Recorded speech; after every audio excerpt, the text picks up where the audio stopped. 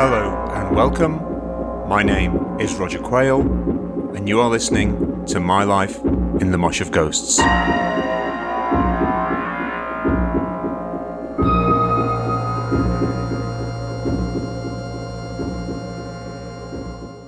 Hello there, and welcome back to My Life in the Mosh of Ghosts with me, your host, Roger Quayle, and thank you for joining me. For today's episode, we're fast forwarding just 3 days following the high adventure of the Fetish Nite Out at the Lyceum Theatre in London. And we're back in Sheffield to see one of my favourite bands, I'm So Hollow. So, here we go. We're off to see I'm So Hollow at Disco John's new club night, which is called Atmosphere, at a swanky nightclub called Romeo's and Juliet's on Bank Street in Sheffield on Wednesday, the 11th of February 1981. Pity poor Tracy Evans, the object of my affection, as she arrives to work to find yet another token of my ardour on her desk. Here's my debut album. Oh, you don't have a record player? No problem, here's the album on cassette. TDK SA C60. No expense spared for Tracy. And here's this week's sounds with an interview and pictures of me in it. And here's a clipping from the NME that says they are going to be the greatest band in the world. Like a cat bringing slaughtered sparrows and mauled mice to their owner's back door, these inanimate objects from my nascent recording career are my attempt to woo her. There hasn't been this level of wooing since the Stones recorded Sympathy for the Devil. Tracy Evans works in the office around the corner. She has sleek brown hair scraped back in a taut ponytail, wears mandarin collar blouses and speaks like Jane Seymour in Live and Let Die. She likes skiing, amateur dramatics and Toyah. I can't stand Toyah. Nonetheless, Tracy is the blank screen onto which I have decided to project my yearning. A nice, grounded young woman that my mum and dad would like. Tracy may not be the most luminous star in my constellation, but I have decided that she's the one I won't have to travel light years to reach. I don't know if she is flattered, bothered, or bemused by my intentions. She's a little bit older than me, has a driving licence and a passport, speaks French, and probably buys her own underwear. So I walk her to the bus stop and to the sandwich shop. If we go out with her well-to-do friends from Posh, Dore and Totley. So it's no great surprise to me when she declines my invitation to come out and see Sheffield band I'm So Hollow at Romeo's and Juliet's. Atmosphere, named after the Joy Division song, is Blitz promoter Disco John's new club night. His vision is for a place where cool, like-minded folk can enjoy each other's company and non-chart music, well away from the lager louts and the meat markets. Relocating from the drab suburban prairie of the George IV on Infirmary Road to the newly opened Romeo's and Juliet's in the city centre. To paraphrase Augustus Pablo, this is Disco John meets the hipsters uptown. Until recently, Romeo's and Juliet's was known as Bailey's. I spent many a Saturday night in Bailey's in the summer of 1978, boogieing on down to the Bee Gees and trying to pick up tips from the turns, as my school band pals and I dreamed of cracking the clubland world of the Grumbleweeds and Johnny Calendar. The fading natural shades of Bailey's, molting Labrador and tired orangutan, have been banished. Also gone is the chicken in a basket dining and the new faces fodder entertainment. Romeo's and Juliet's whispers sophistication, with plush, seated booths in brushed midnight blues and soft feline greys. Plus, a sure sign of the newly aspirational 80s, a cocktail bar.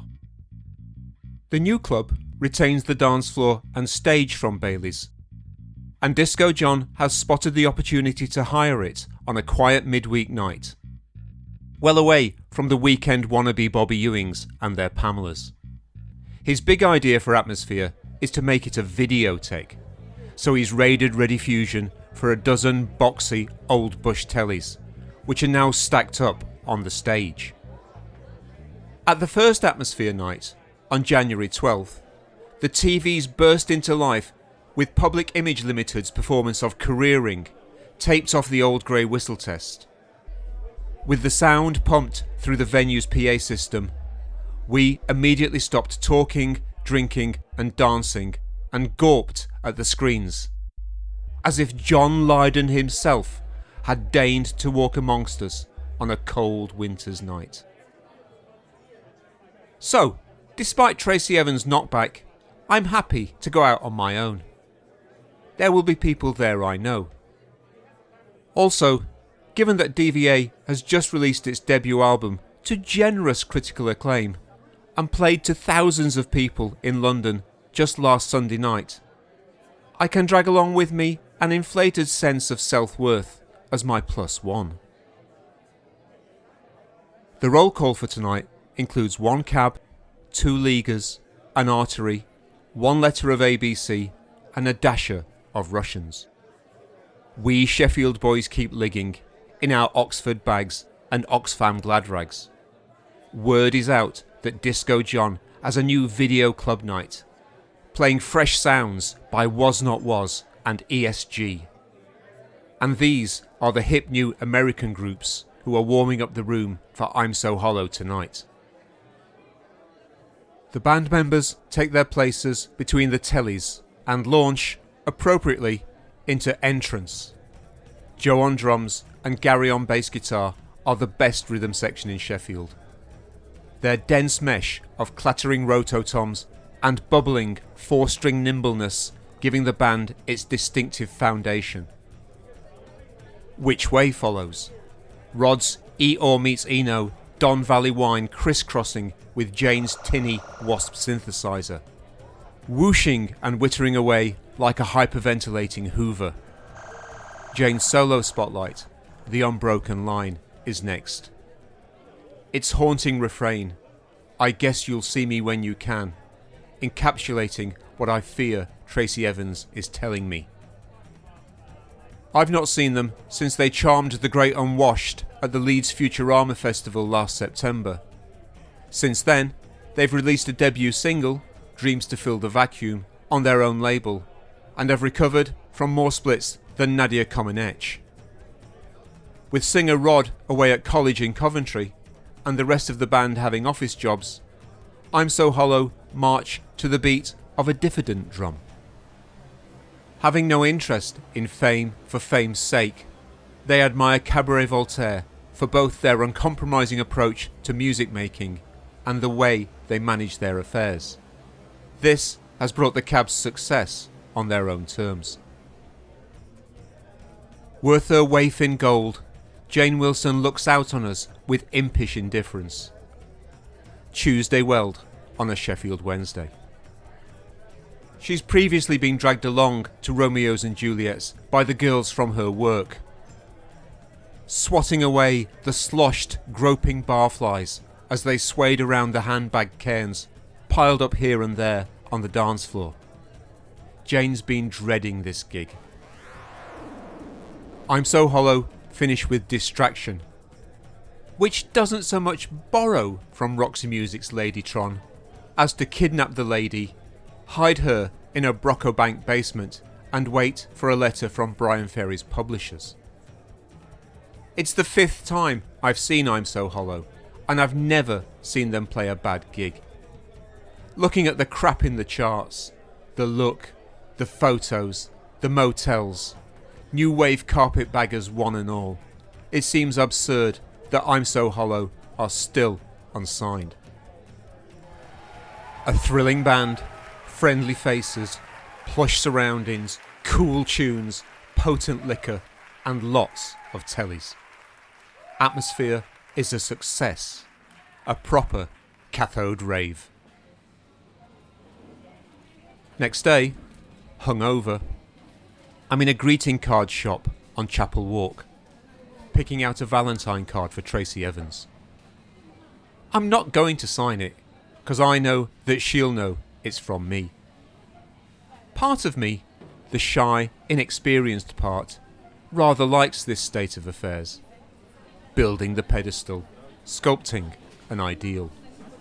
Someone perfect, someone better than me. Tracy isn't the first young woman I've idealised about, and she won't be the last. I'm Roger Edwin Quayle, and you can't spell unrequited without REQ. Soon after this gig, I'm So Hollow signed to UK independent label Illuminated Records, home to B Troop and the Modernaires.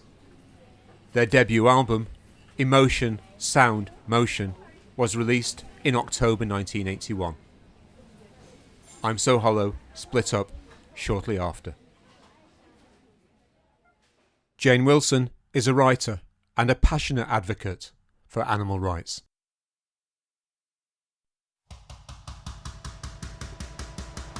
You have been listening to My Life in the Mosh of Ghosts with me, your host, Roger Quayle. Thank you to Simon Elliott Kemp for the intro and outro music, and to Rionagh for the artwork. Join me next time for another episode from My Life in the Mosh of Ghosts. This is Roger Quayle saying thank you and bye-bye.